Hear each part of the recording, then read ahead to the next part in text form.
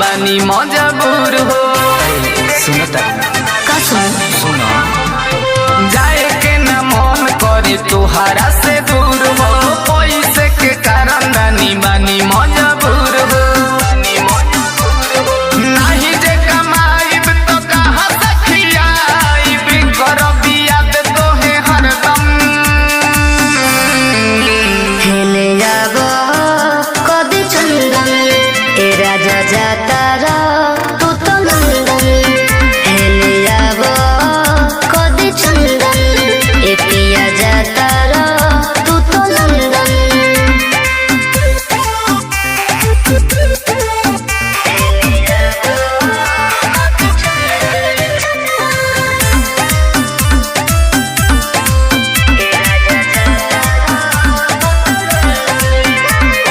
चल जाइबा बहारा त कटी कैसे रतिया, याद आई कहे तोहर मीठी मीठी बतिया। ए जा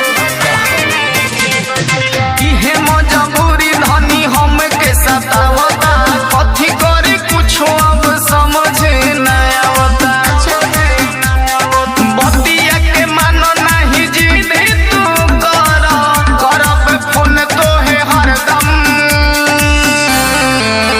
हेले जाबो कदी चंदन ए राजा जाता रा तू तो लंदन।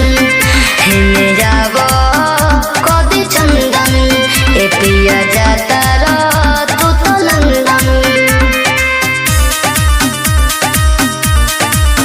हेले जाबो Music by Dennis Mahi.